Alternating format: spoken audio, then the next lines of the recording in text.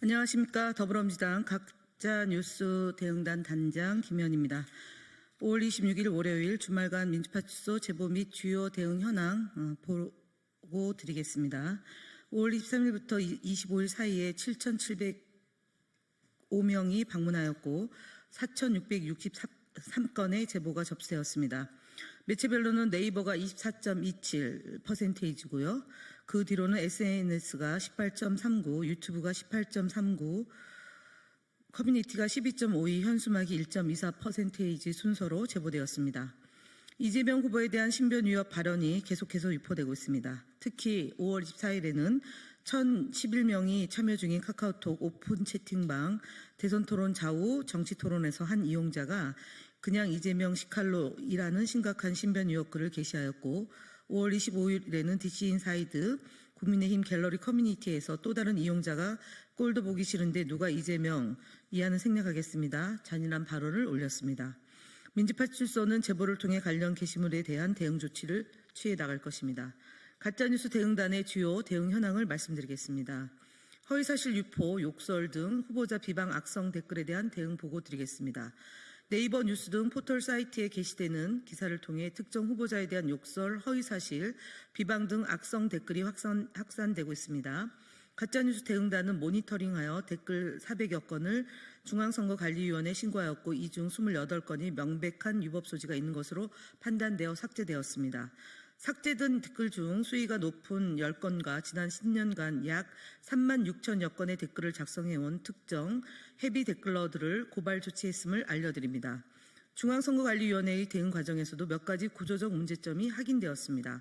시도 선거관리위원회 간 유권 해석 기준이 제각각으로 동일하거나 유사한 표현에 대해 상반된 판단이 내려지는 사례가 반복되고 있습니다. 예를 들어 사실 적시에 의한 비방 표현의 경우 어떤 위원회는 삭제 조치 취한 반면에 다른 위원회는 의견 표시로 간주하여 조치를 하지 않는 등 형평성과 일관성이 무너지고 있습니다.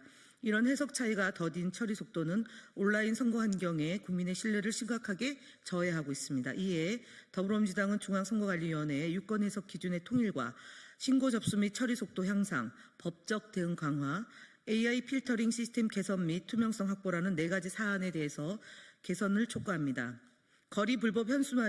거리 불법 유인물이 발견되면 즉시 신고해 주시기 바랍니다.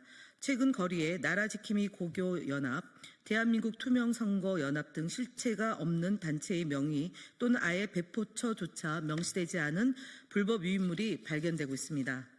해당 유인물들은 특정 후보자에 대한 근거 없는 허위사실과 사전투표의 공정성을 의심하고 부정선거 음모론을 담고 있습니다. 제보된 유인물은 선관위에 신고하여 현재 조사 중에 있으며 법률 검토 또한 진행하고 있음을 밝힙니다. 대통령 선거나 후보자와 관련된 불법 유인물을 발견하시면 선거관리위원회나 더불어민주당의 민주파출소에 신고해 주시기 바랍니다. 민주당 명예훼손 혐의 민경욱 TV에 대한 고발 진행 상황 보고 드리겠습니다. 지난 1월 15일 부정선거로 인해 더불어민주당 소속 국회의원 49명이 당선되었다는 허위 주장을 통해 명예훼손을 한 혐의로 고발된 유튜브 채널 민경욱 TV의 민경욱 전 의원에 대해 경찰 조사 결과 혐의가 인정되어 검찰에 송치되었음을 알려드립니다. 이는 이미 동일한 허위사실 유포 혐의로 고발된 이삿갓 TV가 구약식 기소된 것을 고려할 때 지극히 당연한 조치입니다.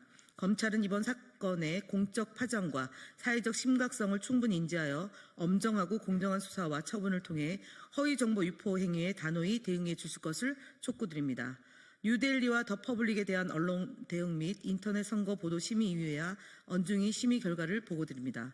뉴데일리와 더 퍼블릭은 더불어민주당과 이재명 후보에 대한 보도에서 감정적인 표현과 일방적인 평가를 반복하며 반론권조차 제대로 보장하지 않은 편향된 보도를 지속했습니다.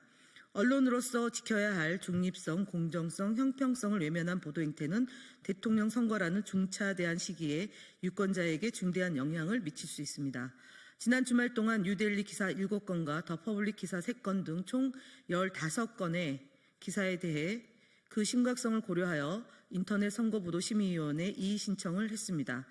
인터넷 선거보도심의위원회 이의 신청 결과를 보고드리겠습니다. 김성회 전 비서관의 SNS 내용을 일방적으로 인용하여 이재명 후보를 비판한 더 퍼블릭 기사 2건에 대해 주의 결정이 내려졌습니다. 또한 이재명 후보의 공약을 근거 없는 추측과 편향된 시각으로 보도한 펜앤마이크 5월 13일자 기사와 스카이데일리 5월 14일 기사에 대해서는 공정보도 준수 촉구 결정이 내려졌습니다. 아울러 언론중재위 심의 결과도 함께 보고드리겠습니다. 스카이데일리 4월 22일자 수신료 통합징수 방송법 개정 KBS 암울한 미래 보도에 대해서는 더불어민주당 측 반론을 반영한 반론 보도를 게재한 것으로 언론사와 합의되었음을 알려드리겠습니다. TV조선 시사쇼 정치다 YTN 뉴스와이드 등 대응 현황 말씀드리겠습니다. 5월 24일 방송한 TV조선 시사쇼 정치다 및 5월 24일, 5월 25일 방송한 YTN 뉴스와이드 4건의 국민의힘 측 패널들이 법원 조직법 개정안과 관련하여 입법권을 가진 민주당이 사법권까지 좌지우지하려고 하는 거 아닌가. 이 전체적인 그림을 보면 삼권 분립을 형해화시키고 삼권 일체를 이루게 하겠다는 그런 의도가 명백히 보이기 때문에 베네수엘라식 폭정 등 허위사실을 유포했습니다. 해당 사례들은 패널의 사실 왜곡 및 명예훼손 발언, 객관성 위반 사항으로 선거방송심의위원회의 심의 접수가 됐습니다. 5월 24일 CBS 주말 뉴스쇼 프로그램에서는 법원 조직법과 관련하여 토론 중에 손수호 진행자는 이재명 후보의 당선을 막아야 한다는 국민의힘 측 패널의 의견에 동조하는 발언을 해 방송 진행자의 중립 의무를 위반했습니다. 가짜뉴스 대응단은 정책 중립 및 객관성 등 위반으로 선거방송심의위원회에 심의 신청을 했음을 말씀드립니다. 가로세로 연구소, 서정욱 TV 등 유튜브 대응 현황 보고드리겠습니다. 지난 주말 동안 36개의 보수 성향 유튜브 채널을 모니터링한 결과 다수의 공직선거법 위반 의심 사례가 확인되어 중앙선거관리위원회에 신고를 조치했습니다. 특히 가세연은 거북선 게이트를 근거로 이재명 후보가 수조 원대의 부정이익을 취득했다는 허위 주장을 유포했고, 서정욱 TV는 이재명 후보를 괴물, 악마, 사탄 등 극단적 표현으로 모독하는 내용으로 보도했습니다.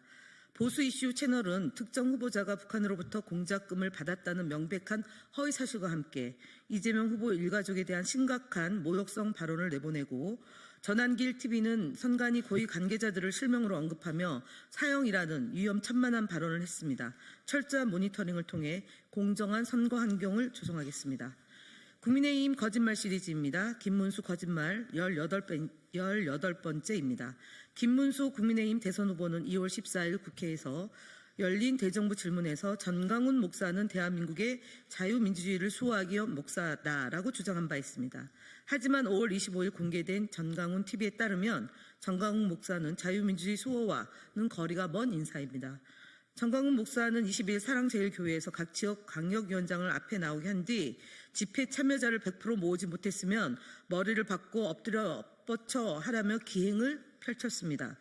전 목사는 이어 이번 대선을 실패하면 여러분부터 김정은한테 성폭행 당하게 추방시키겠다는 위험한 발언을 했습니다. 김문수 후보는 개인의 자유와 인권에 대해 어떠한 존중도 없는 전강훈 씨에게 자유민주주의를 수호하기 목사라고 추켜 세웠던 것입니다. 선거가 가까워오자 김문수 후보는 전강훈 목사와의 관계를 부정하고 있습니다. 하지만 전강훈 목사는 김문수 후보를 두고 나하고 4년을 같이 해서 교감을 안 해도 내 생각을 너무 잘한다라고 주장했습니다. 전강훈 목사를 위해 눈물까지 흘렸던 김문수 후보가 25일 영상에 대해 어떻게 생각하는지 자묻 궁금합니다. 개혁신당 이준석 대선 후보 거짓말 시리즈 4번째입니다.